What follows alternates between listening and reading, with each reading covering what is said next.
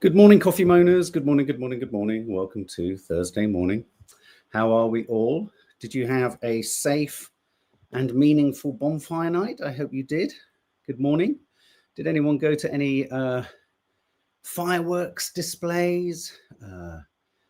Nadia did yesterday. She went to a very, very important firework display yesterday. But there were fireworks absolutely everywhere. I was attending to Mum. Mum, if you're watching today, hope you're well.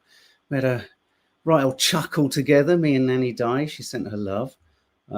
So for all of those followers of the kind of vlogs and vlogmas and all that sort of stuff, Nanny Di sends all her love. I feel kind of a bit stunned, actually. You know, when you've had, well, I don't know if you do know, when you've had your head down, and I've got so many clips, got quite a few stories, there's an amalgamation of many different bits of news today. And then you sort of pull your head up for the actual bit where I talk to you and share with you all of these stories and to hear what you think and to see what you feel. And then sometimes my brain goes blank, but there we go.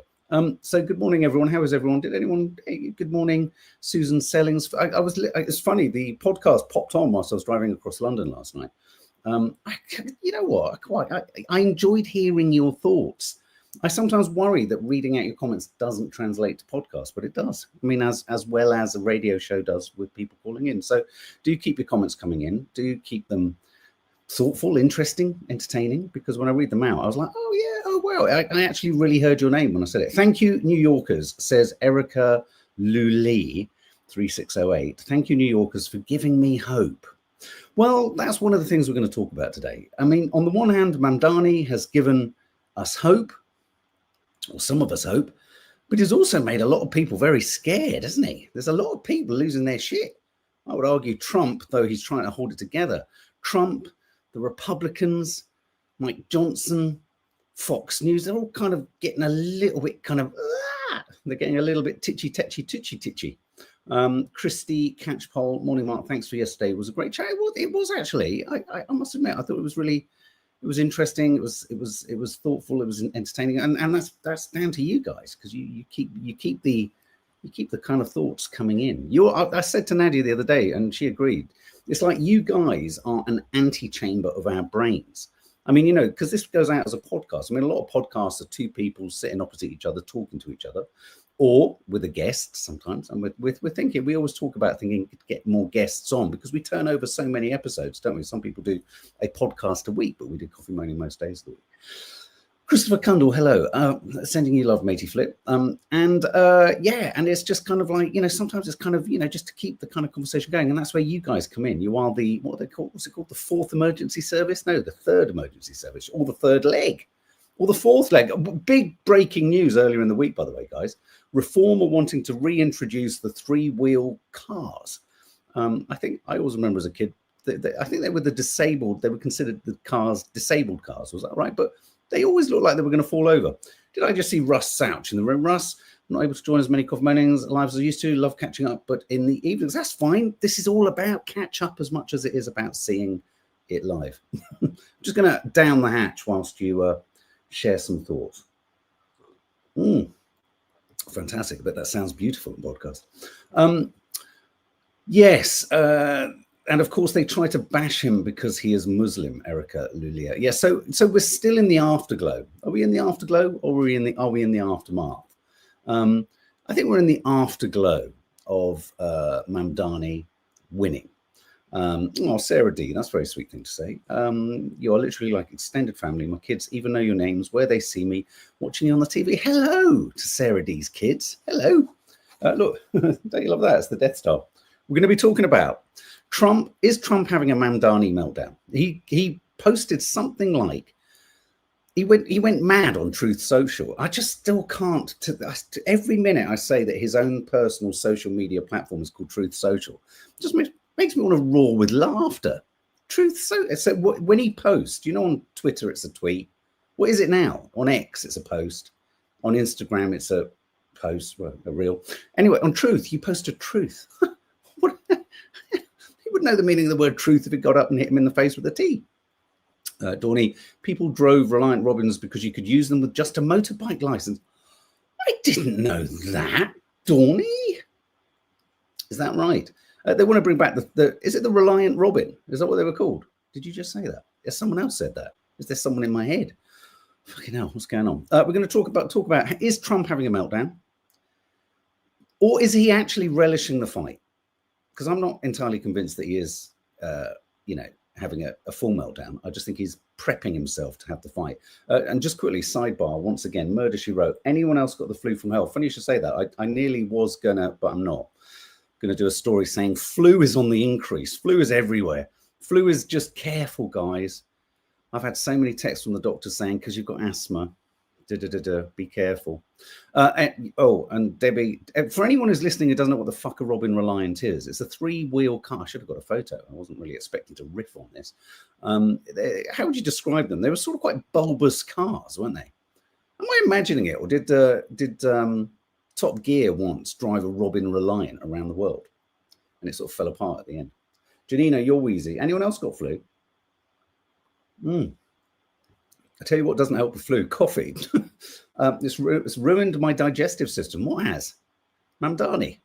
So we're going to talk about Trump. We're going to talk about MAMDANI, the afterglow, the aftermath. What next?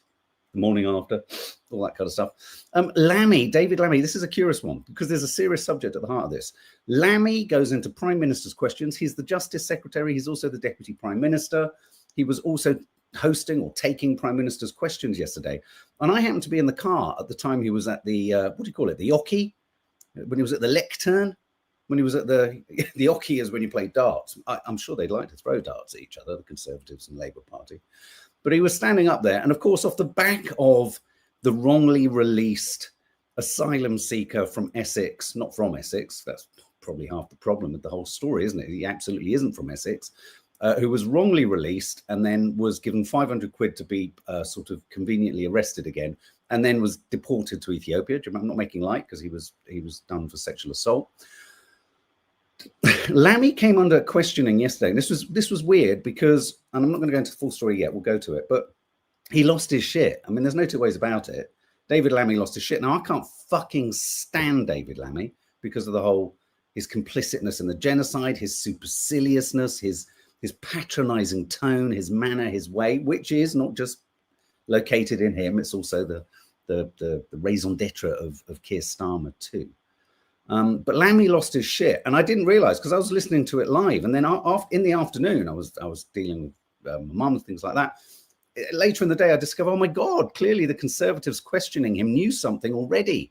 It was a bear trap because, of course, we've discovered that there are now 2 other prisoners who shouldn't have been released, who have been released, I believe, from Wandsworth Prison. Again. I've also got in the title, The Future of Incarceration. I think I must have had a moment earlier this morning. It was actually a reel that popped up and I thought, fucking hell, you're joking. And I thought, if I thought that, you might think that too. But it's one of those topics that might end up hitting the skip. And interesting, today is November the 6th. And today is when Tel Aviv Maccabi, the football club from Tel Aviv, are coming to Aston Villa.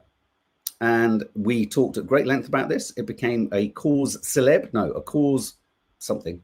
It became something that I became particularly hot under the collar about as our government sought to, again, inflame and connect rational decision-making by a police force regarding violent Israeli football thugs and intelligence they'd received. They then conflated that with anti-Semitism in the UK, thus furnishing the likes of Tommy Robinson with a win or an open goal, to continue the football analogy. So we're going to talk about that. And I hate to say it, I have got a clip from Tommy Robinson, fresh out of his fucking gym.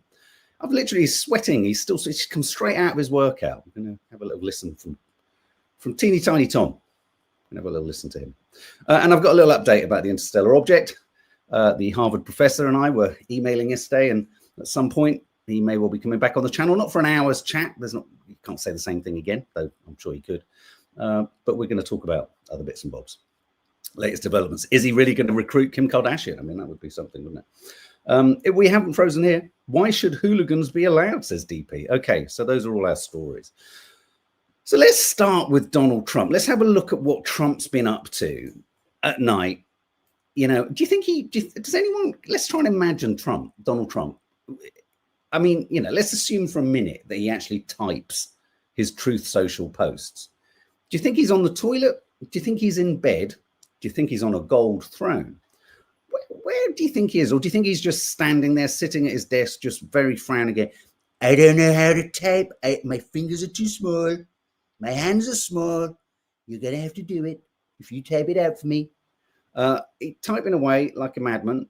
The Guardian even wrote an entire piece about it called Trump Goes on Posting Frenzy a day after the Democrats win key elections. President shares more than 30 Truth Social posts in less than 3 hours. It's quite something, isn't it? It's quite busy on a sofa watching Fox News. Do you think eating McDonald's? He has a filet of fish, doesn't he, alongside his Big Mac? You know, for all my criticisms of Donald Trump, that's not a bad chaser when it comes to the old Mackie D's. It's not a bad chaser.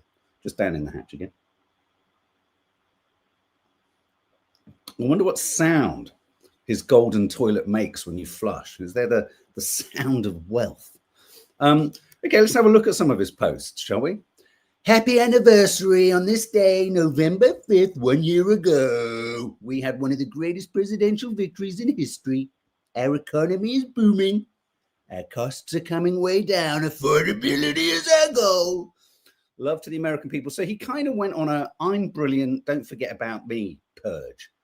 He decided to kind of say, look, guys, just because MAMDANI's got the looks, he's got the moves, he's got the grooves, he's got the socialist kind of tools, I don't want you to forget I've done a lot of things too. So he kind of had to remind us.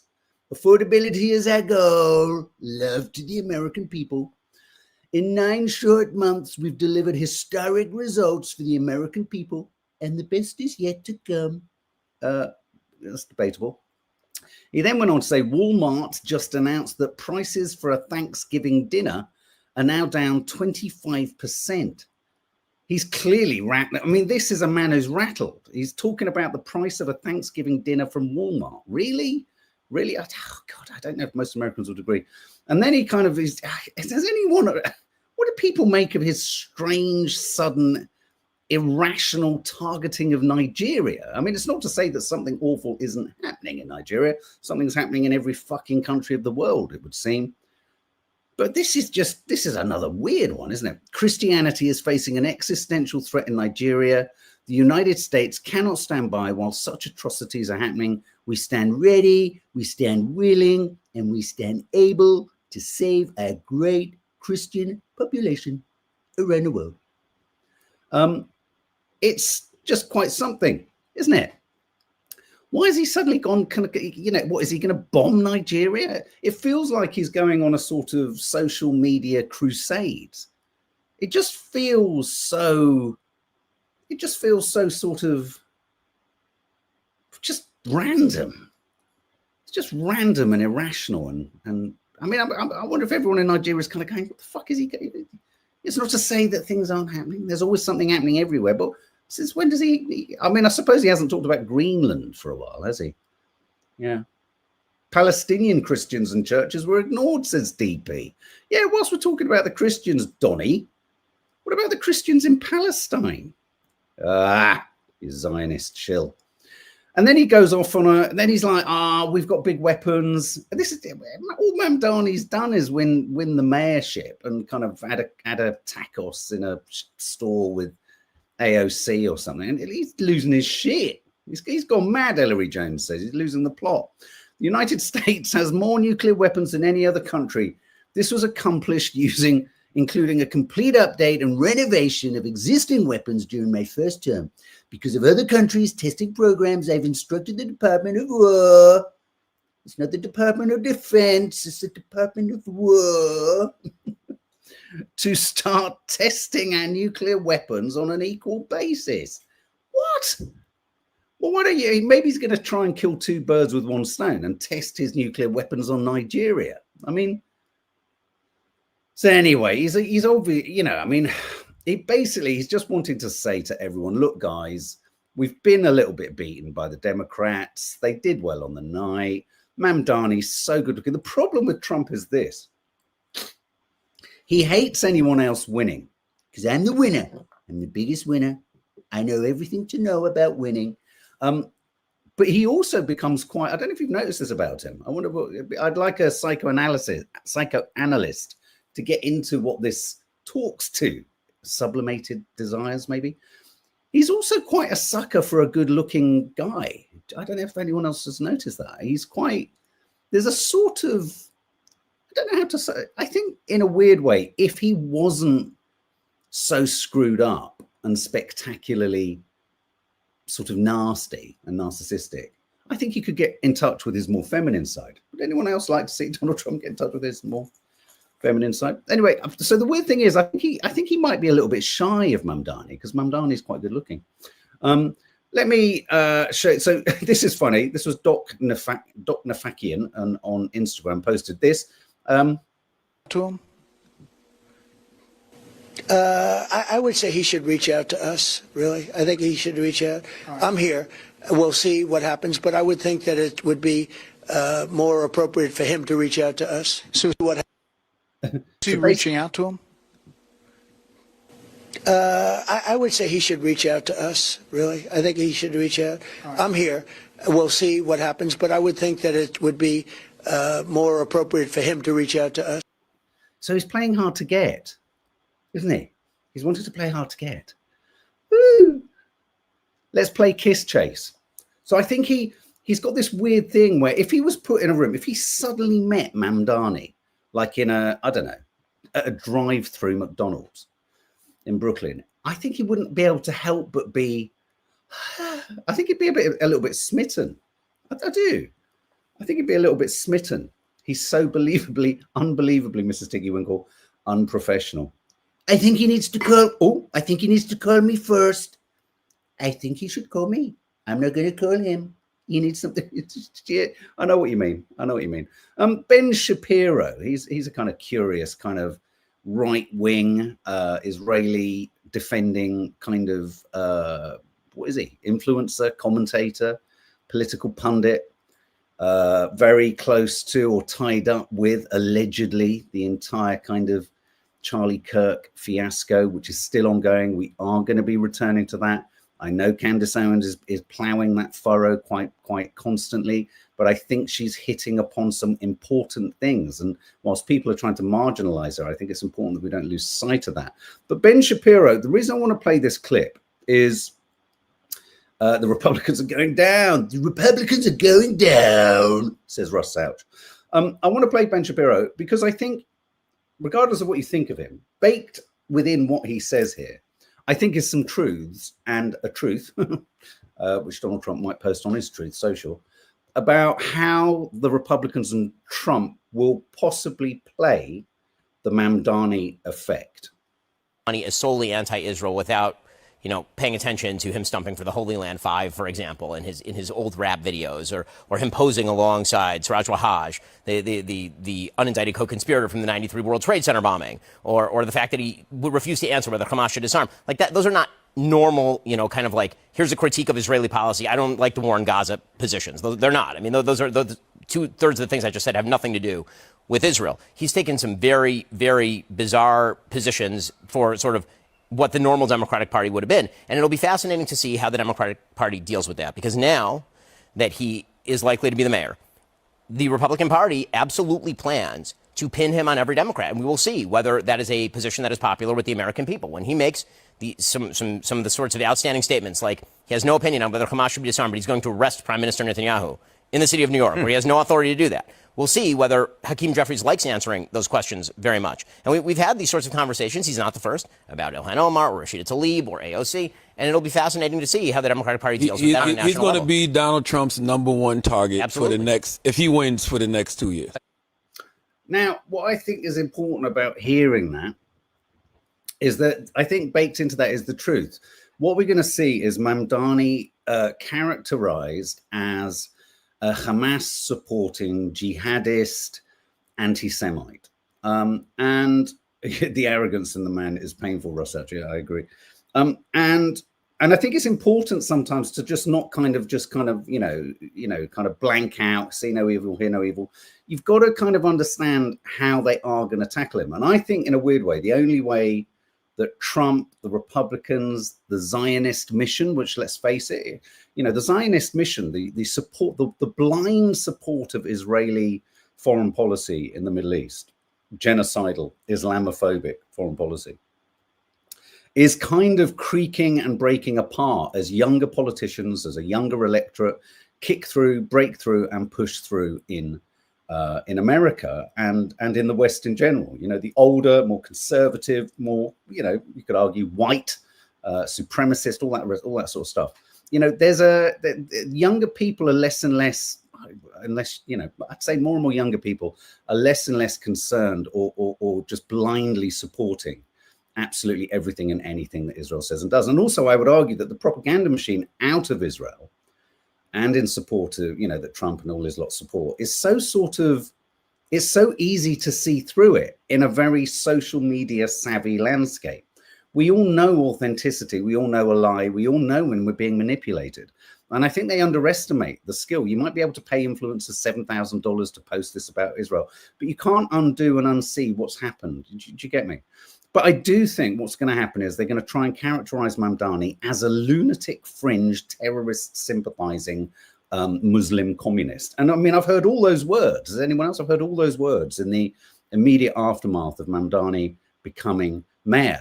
And the wonderful thing is, I think all MAMDANI needs to do is just keep reposting and uploading the images of him smiling and being agreeable and likable and lovely. And I just, to prove the point, I just want to play you this moment where Sky News managed to get a question into him, and just check out the affability and the kind of charisma and intimacy and kind of authenticity. I mean, I hate to use that word, but it's a word that I heard Wes Streeting using on the news agents this week. Something, I don't know if any guys who've been with us for years, something I think me and Andrew have been talking about for years is the lack of authenticity in our politics and in our politicians, the lack of empathy, the lack of humanity in our politicians. And I think it was encouraging to hear Wes Streeting talk about it. Suddenly it's become, there's obviously been a focus group somewhere where someone said the word authenticity, and now it's being rattled around everywhere. The problem for a lot of politicians is you can't manufacture authenticity. You can have manufactured authenticity, and there's nothing worse. And a small example of that is the fact that now every single conceivable fucking Labour politician and Conservative politician now does a social media post where they're walking to camera saying something, and it's about as authentic as Toffee playing chess, though she's actually very good at it. She beat me the other day. But check this clip out. I like this. Matthews from Sky. Hang on. I like this, but let me just say there is one detail in what MAMDANI says that I wholly don't like, and actually made me have a moment where I went, oh, if you can believe it. See if you can guess what it was. Matthews from Sky News, Mr. MAMDANI. Tell me, what do you think the lesson is of your victory for the Democratic Party and for Donald Trump? Well, first, I just have to say I've spent many days in my youth watching the transfer window close, final hours on Sky News, so it's a pleasure to have you here. What's your team? Your team? I'm an Arsenal fan. Arsenal fan, okay. I have to be honest, when you said you were from Sky News, I just got very excited. Could you repeat the question one more time? And tell me, what do you think the lesson is of your victory last night for the Democratic Party, your party, which has been slow to endorse you and to embrace you? And what's the lesson for Donald Trump? I think the lesson for the president is that it's not enough to diagnose the crisis in working class Americans' lives. You have to deliver on addressing that crisis. This is a president who ran a campaign on the promise of cheaper groceries, and now, as was said by one of our co-chairs, has gone so far as to cut SNAP benefits for close to 2 million New Yorkers. Someone who is literally making it harder to afford those same groceries whose price he was decrying not that long ago. And what scares Republicans across the country is the fact that we will actually deliver on this agenda. And the contrast is something that they cannot bear to witness. And I try to keep my focus similar to that cover on the New Yorker where the world ends at New Jersey, and thinking about what this means for our city instead of for our nation. And I will tell you that for our city, what left me with such great hope last night were the stories from so many New Yorkers who had never voted before, who had lost hope in politics years ago. And to stand here before you, having received over 1 million votes in an election that saw turnout the likes of which we haven't seen since 1969, it shows that politics once again is offering more than just a settling for the crumbs that are not able to meet the needs of so many families across the city. We are finally offering a vision that can meet the scale of the crisis in working class New Yorkers' lives. Oh, he's lovely, isn't he, Sarah Carpenter? But he's an Arsenal fan. He's an Arsenal fan. Oh, good grief. Whatever next? Whatever next? In other news, let's see what Donald Trump... Oh, here's another little clip from Donald Trump. Results, the decision facing all Americans could not be more clear. We have a choice between communism and common sense. Does that make sense to you? Common sense. It's common sense or communism. And, you know, you take a look back 1,000 years, it hasn't worked. If it worked, we'd be using it, I guess, but it hasn't worked. Our opponents are offering an economic nightmare. We're delivering an economic miracle. We have delivered in 9 months. This is the biggest investment of funds in a country in history by many times. He just talks absolute shit, doesn't he? Do any Republicans have any common sense? It's a good question. I just want to pull in a really inspiring clip from Bernie Sanders, because once again, one of the things that I think is really important here is the ability to use the word socialism in America and not be virtually hounded out of town. What you got to understand is the very term socialism and communism as a kind of threat is so threaded into American culture. I mean, you know, from the Cold War, I would argue that the emergence of the sci-fi genre in film it emerged as a kind of metaphor of the other, the threat of the other. I mean, of course, we could talk about whether there are UFOs or not, but it kind of carried the fear of this other. And the fear of the other was the fear of communism, the fear of socialism, this idea that everything could be taken from everyone and given to everyone else. And, you know, many people who are supporters and are scholars of communism and socialism, their strong argument would always be communism is always destined to fail if it only occurs in isolation within one country. And so that was always a major kind of benchmark of it. But socialism is something that I think can be threaded into most modern day systems. But I just want to play you this clip from Bernie Sanders, who takes some of the heat out of the term socialism. We can all just calm down a little bit, I think.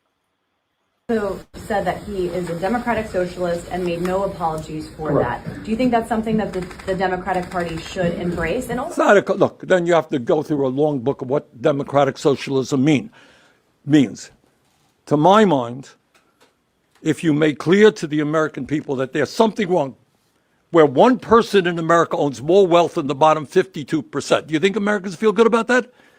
Right now, the billionaire class is doing better than it has ever done, while 60% of our people are living paycheck to paycheck. We are the only major country on earth not to guarantee health care to all people. 20 million households paying 50% of their limited incomes for housing. What the American people, I think, are asking is how come we can't have a government that represents everybody rather than just the billionaire class? Why can't we have an economy that works for everybody rather than just the people on top? So you can call it whatever you want. And then you can, you know, and there's a lot of discussion on how do you do. Let me ask you, I mean, the real issue is these oligarchs are so powerful. Right now you're looking at, you know, Musk and the others investing hundreds of billions of dollars into AI, which in my view will have a devastating impact on the jobs of many millions of Americans. Who's going to stop them? Can we rally the American people to protect American jobs and workers in this country? A lot of issues that are out there, but bottom line is we need to bring people together to stand up to the oligarchs and create an economy that works for all. I think, you know, when you hear it like that, call it socialism, call it bubbleism, call it populism. I don't care what you call it. It just makes total sense. You know, trying to kind of create total fear and total petrifying, socialism, what does it, I mean, what's the worst end result of socialism? That no one goes without and everyone has a bit more. Is that not good? He's got, you know, it's just take the heat out of it. And I do think you've got a younger generation coming through, you know, the cost of living crisis, the inability to kind of live life marking those normal chapters that even my generation, and certainly my mother's generation, the boomer generation, could have. You know, you have a guaranteed job for life, you have a mortgage, you have a home, a pension. You know, all those things are kind of vaporizing and evaporating. And when you remove all of those kind of narrative points of a life from a young electorate's kind of mapping out of their lives, then you don't be surprised when they start to go for something that kind of offers a little bit more to everyone, so that that person right at the top doesn't. And it is a real fear. It's a standard, simple concept that the few who control everything, whether it used to be kings, it used to be lords and dukes and medieval fiefdoms and all the rest of it, through to now oligarchs and billionaires and tech billionaires. All they want to do is control things so that there's not just them, not literally just Musk, but his kind of class of people. They have more, and everyone else is fighting amongst themselves about something else. You know, Musk isn't funding Tommy Robinson's court cases in order to, because he fucking thinks he's doing it so that Tommy Robinson will keep spouting stuff that props up Musk's kind of structural conceit around the world. That's what it's about. He wants to keep Tommy on board, because as soon as people start to realize, actually, hang on a minute, these people don't actually even have, you know, there will come a day when Tommy Robinson, maybe not Tommy Robinson, because he might end up just being given a fat check by Musk, but people who've supported Tommy will go, well, hang on a minute, now we've removed every single Johnny foreigner from the country. Things haven't got any better. What do we do now? Turn on someone else? It's all such short-termism. It really is. What was the other clip that I wanted to show you? Oh, this is a good one. This is from the Andrew Marr show. Fully to war with New York because of this election. What does it mean? How much leverage does the president have? Oh, goodness. He has lots of leverage. He has lots of leverage over funding to the city. He has lots of leverage over whether he sends the National Guard into the city. He has lots of leverage over how he pursues immigration. Some of these immigration policing. You know, this ICE group, which we have not seen, you know, really running around New York the way we have in other cities. So I think there's a lot of presence. You could potentially feel the wrath of President Trump in New York in a real way, and the mayor will have very little latitude to prevent that. So these are the two things so just going back to, we're in the aftermath, we've had the glow, we've got the hope. He'll be characterized as a lunatic, fringe, terrorist, psychopathic Hamas supporter. He'll also have most of the things that he wants to do filibustered, prevented, obstructed, delayed, defunded, so he will become toothless. And the only thing that he can really do in that instance is be transparent with the New Yorkers. Do remember that he, being born, I believe, in Uganda, he can never run for presidency. So to all intents and purposes, I'm not too sure what the legalities are on whether he could go on to become a senator, whether he could go on to become a sort of, you know, high-ranking official in a president's cabinet. I don't know. But he certainly can't become president. It's not like this is his first step towards becoming president, you know, MAMDANI. So, you know, MAMDANI, it's going to be difficult. It's going to be tricky. And Trump is going to block him every way, whilst at the same time characterizing him as a loop the loop. And then he will try and, as Ben Shapiro was saying, tarnish every other Democratic politician, constantly referring them back to, which is possibly what accounts for the lack of Obama kind of supporting MAMDANI or congratulating him, and the kind of po-faced, tight-lipped, kind of tacit, kind of want to say it's good but don't want to say it's too good from a lot of the Democrats. But the Democrats need to rethink things, because what MAMDANI is, he might not be the future president, but he represents an idea and he represents hope that needs to be found elsewhere. You know, if he's not right for the Democrats. He can't be president anyway, Erica Lou. I just want to find that. Someone just made a comment. Isn't it interesting? Oh, yeah, here we go. In love. Thank you. In love with Alessi. Mark, isn't it odd how all the nations Trump wants to attack have an abundance of minerals? Yeah, you could add Greenland to that, couldn't you? I think he and Netanyahu are panicking about completing their joint agenda before he's pushed out. Yeah, I mean, I think the relative silence, and don't get me wrong, we're not forgetting Gaza, the West Bank, the same oppression is carrying on. Aid isn't going in. Every now and then there are little kind of like attacks that kill Palestinians. Still over 200 have died since the so-called ceasefire. this moment of silence is not a moment of silence for the Palestinians. They are, you know, the situation over there is dire, and it's getting more dire by the minute. And the West Bank is being more and more eroded, more and more settler violence. The devastation is going to take decades to sort in Gaza. So there's no short-termism there. So, but I do think there is a strategic silence afoot with Israel. I think someone somewhere has pulled the leash on them and said, shut the fuck up, because your lack of popularity, the lack of support for Israel around the world, and principally in America, your biggest ally, is so profound, as marked by MAMDANI winning in New York, that unless you shut the fuck up and stop genociding, you're going to have a bigger existential crisis than you've ever had in the Middle East, allegedly. But that's a really good point about him. Yeah, he's only going for places that seem to have a sort of mineral rich. Okay, let's move on to, I just want to move on to David Lammy. Starlighter 552, a couple of more comments. I still can't quite believe that the whole world allowed this to happen. We are indeed evil. Mel says the Democrats are a mess and weak. They should be grateful of such success. That's exactly what I feel. Yeah. DP says colonialism is alive and well. Erica Luli, but he is showing the turn of the tide and that people have begun to have had enough. Yeah, absolutely. And I think that's where there is a direct connection and parallel between MAMDANI and, say, Zach Polanski in this country. There is an appetite for hope, and there is an appetite for kind of answers and solutions that speak to ordinary people. So I just want to, I'm just sorting out these clips here. So I just want to take you to, this is how I came across the David Lammy story and the prisoners being released, being, you know, if you believe the press, it would be like, oh my God, there's prisoners everywhere. But I mean, do we have a bit of an issue here in the prisoners or people are being released without knowledge or being released by mistake or getting early release and things like this? Prison service unaware of sex offenders' mistaken release for 6 days. So we've had, you know,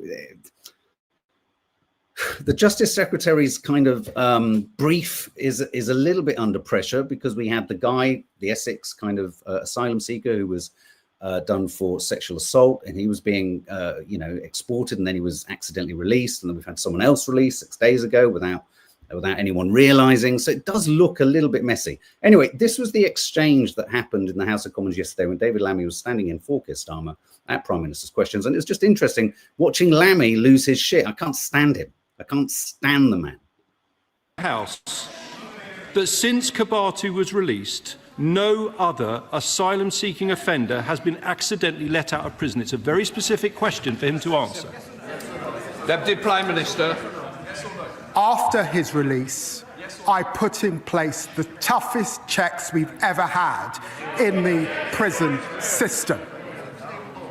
It is important that Lynn Owens is able to get to the bottom of her work. I suspect there'll be more checks and balances we need to do. What we inherited was a complicated system that they set up, letting people out on the sly. That's part of the problem, and we're trying to fix it.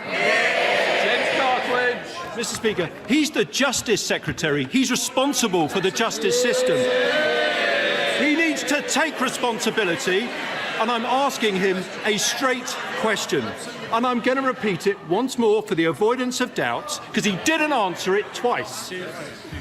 He's here to answer questions. Can he reassure the House that since Kabatu was released, no other asylum-seeking offender has been accidentally let out of prison? It's a clear question. Can he give an answer?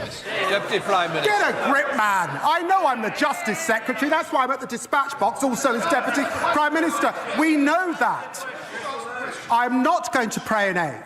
Dame Anne Owens is a former Deputy Commissioner in London, head of the NCA. It is for her to get to the bottom of that work. Of course, we know that there have been spikes since 2021 under his watch. When did he come to this?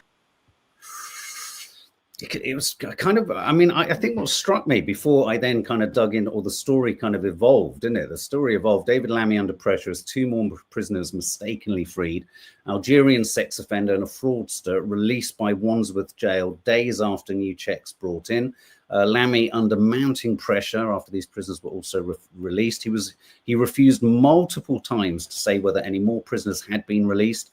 There is the suggestion that he could have been lying to the House of Commons because he actually knew more. You felt that the Conservative spokesperson there was kind of pressing him because he knew something and he was trying to work out whether Lammy was actually going to talk about it. Lammy's been asked to go back to the House of Commons. It's been described as career suicide if he did that, went back and admitted that.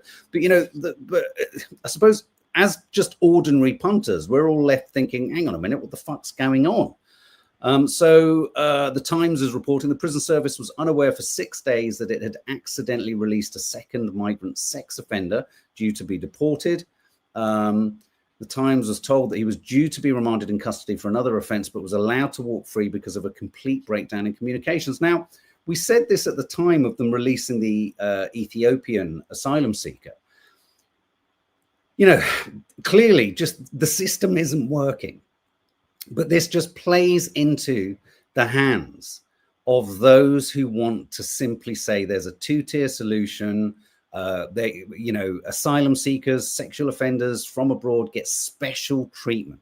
This speaks to just utter overstretched incompetence, doesn't it? More than anything else. But of course, incompetence like this just feeds the machine, feeds the beast, and allows the likes of teeny tiny Tommy to kind of just go, look, our system is kind of, you know, we can't even cope with the sheer number of all of these kind of foreigners. They're bursting out of the prisons at the seams. Whereas actually, you know, Lammy more than likely there has a very strong point that after years and years of underfunding, under-resourced, under kind of thought through kind of policies of kind of rehabilitation, it's not surprising. Many parts of the city. So when the NHS kind of cracks or makes a mistake, you know, you get unwanted deaths and all sorts of kind of terrible things happening and waiting lists. When education cracks, you get, you know, school exclusions and things like that. But when the justice system cracks, you have things like this, accidentally or wrongly released prisoners. I mean, it's a mess. It's an absolute mess. And all of this just fans the flames and fuels the fire of anti-immigrant, especially as the faces of these individuals. I mean, it would be interesting to know what the statistics are on non-refugee, non-asylum seeking accidental releases. It'd be interesting if there was any statistics on that, whether anyone has the appetite to even look into whether this is a kind of systemic problem rather than a kind of, oh, it only happens to asylum seekers. But, you know, again, Lammy, I just find him, I just find him really frustrating. I wonder whether, someone just said there, whether he's having a bit of a nervous breakdown. I mean, you know, the pressure, he didn't feel like he was under pressure when he was kind of excusing and complicit in the genocide, as he kept telling everyone else to calm down and let me explain. And I'm a bit concerned and I've done every, you know, I don't know.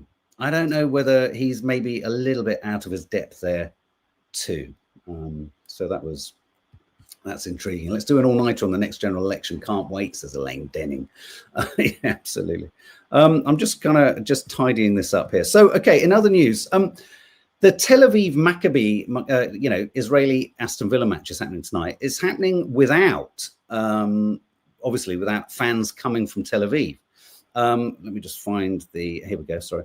Aston Villa v Maccabi, Tel Aviv, why there will be 700 police officers and 0 away fans at Europa League match. Now, Tommy Robinson is on his X account telling us that the reason there needs to be police there tonight at the Tel Aviv Aston Villa match is because there are marauding jihadi Islamists masked up with machetes wanting to attack everyone. He's uploading clips that can't be verified. They look like they could easily have been constructed and made by anyone else, of people kind of, all men kind of, you know, lumbering around the streets of Aston Villa with masks on. Now tonight, okay, the Maccabi fans aren't coming, but does anyone remember Tommy Robinson chanting or demanding or calling for everyone to still be there to kind of counter protest and turn up? So what I'm trying to say is, I'm not entirely convinced there isn't going to be violence tonight. There isn't going to be stuff isn't going to kick off tonight. I think it possibly is, and I think we all just need to be kind of mindful about this. But I would like to ask this question. UEFA promised to investigate the Maccabi Tel Aviv football club over racism, and then it went entirely quiet ahead of the game today. It was also revealed in the last 2 or 3 days that Dutch police had entirely equipped the West Midlands police with the analytics and threat of the Maccabi fans, their tight, direct connections with the IDF, their plans and their ability to foment and create violence and hate. And none of that has been threaded through or released to the public. The government hasn't in any way acknowledged that perhaps they overreacted in screaming and squealing anti-Semitism, when in fact the fans themselves were quite a sizable number of fans that you've got no way of controlling unless you ban all the fans who could have come over and caused absolute havoc. So in the absence of them all coming, I've got this horrible fear that Tommy Robertson, again, I don't want to play his clip, I was going to, but he's kind of saying we need to be there to conduct self-defense, or be careful if you're going. Why do you need to go at all? I mean, the argument is, why do you need to go at all? Let the match just happen. And it's that really spurious thing that we've learned from Israel, which is in the name of self-defense, we've discovered you can commit genocide, can't you? It's curious that the defense of self-defense is often baked into some of the most egregious acts of violence. I was only defending myself, Governor. I was only defending. So I feel that that's already being threaded into whatever could, it might not, it could possibly kick off tonight. And I just think it's telling that our government has said absolutely nothing, acknowledged that there has been a change and an increased release of information and intelligence to the public, to the press, and clearly to them as to why the Maccabi fans were not allowed to come in the first place. And in not acknowledging that, they've not removed any of the kind of tinderbox sensibility about tonight. If they could turn around and go, do you know what? Okay, we got this wrong. Actually, there was a really rogue element that the police were saying was coming from Israel that they needed to manage. That could placate even the kind of local population at the Aston Villa match. I just think it's an unforgivably badly managed situation that I think, if I'm brutally honest, could blow up in all our faces yet again tonight. That's my feeling on it. So obviously I just wanted to flag it up because of course it was today, and although the fans aren't coming, there are still those Israeli Zionist IDF supporters in this country who are going. Passive aggressive.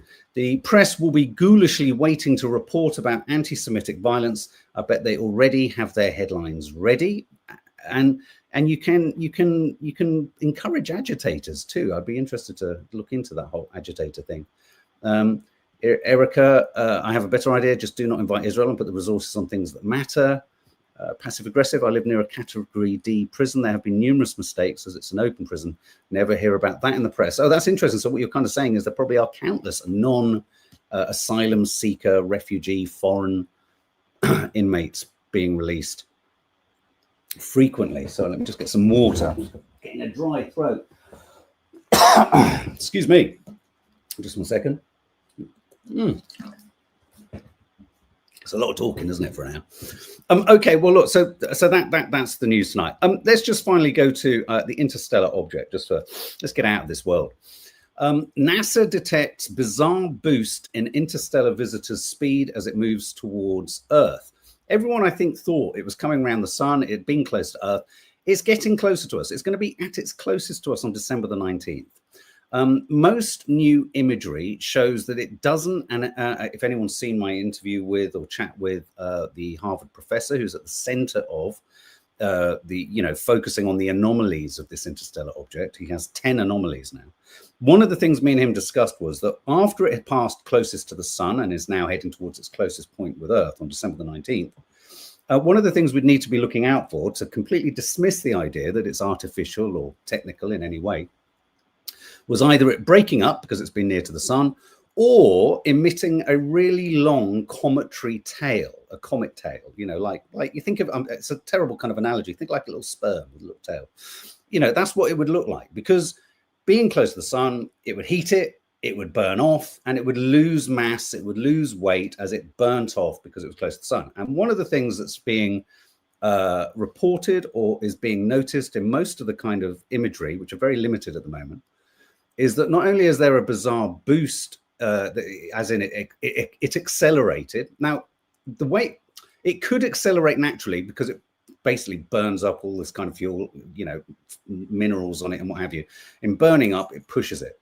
But there's no evidence that it's burnt up. There's no evidence that it's falling apart. There's no evidence that it's kind of accelerated due to offloading loads of material. So the worry here, or the concern here is, and in these latest headlines, it looks like it's changed color for a third time.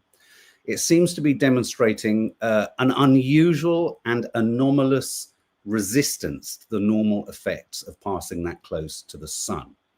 It's changed color twice. It's gone green, it's gone blue. And now the images of it are demonstrating there isn't a cometary tail, and it doesn't look like there's a massive dust plume around it, which would be evidence that it had burnt up. If we saw a tail, and if we saw a lot of kind of dust around it, we'd be able to kind of go, oh, okay, it's having quite a normal response, having fucking got that close to the sun. But it doesn't seem to be demonstrating any of those things. So it's something to keep an eye on. It's something to keep close to. And we will be, I've been talking with the professor, we will be, once we get a bit more info in, a bit more analysis, he will be coming back onto the channel to have a brief 10 to 15 minute chat about where we're at. It's like he said, we'd all prefer that it isn't necessarily artificial technology, but you've just got to think of the anomalies. Now, we're getting geared up for Christmas here in this household. It's Vlogmas. Adverts are landing much earlier than they seemed to last year. Here's Mental Marquis analysis of the new John Lewis advert. If you haven't seen it, go to the channel. We are going to be watching it with Dina tomorrow. It'll be landing on the channel tomorrow. That's my sister-in-law. She has a very inimitable way of analysing and responding to things, as in it's deeply honest. And we're going to be reacting to some other Christmas adverts too, as the kind of build up to Vlogmas. But here's Mental Marquis' take. See if you agree with his take on the John Lewis advert. Hey guys, where have you been? Hi there, Mental Marquis here. Just wanted to say I've just seen the John Lewis advert and I've got some strong ideas on what I think it's all about. I think that the dad, who's a raver, is jealous of his son who's got all his raving life ahead of him. And his son really wants to rub his nose in it by saying, ha, ha, ha, ha, you're no longer a raver. If you go dancing, you sweat, and you're dirty, and that's why Mum doesn't like you, and she only likes to do the table. And even Sister's a little bit eggshelly, that's why she keeps looking between us all like that. And I've just gone upstairs to change my jumper just to remind you that you can't wear jumpers because you're sweaty. And that's why your present's at the back of the Christmas tree, because I don't like you. I don't like the way you dance, and I don't like the way you father me. Because basically you look like you've done a lot of drugs. And you know what that does? It takes away the serotonin. It just takes it layer by layer by layer. And it can leave you feeling very, very fibble-bobble-bly. And he feels that. And he knows that. And the son is aware of that. And the son doesn't like him. And even though his father makes to dance in the lounge, all the family is secretly thinking, ick. That's basically it. Basically, I think that's his theory. I mean, mine's a little bit more simple. So there we go, guys. Have a great day. We will see you tomorrow. A vlog will be landing tonight. Another movie reviews coming as well. And keep your comments coming in. Hit the subscribe button. Hit the like button. And oh yes, and a Sunday show. The members Sunday show should be happening tonight at 6 p.m. We will upload the link in the community tab.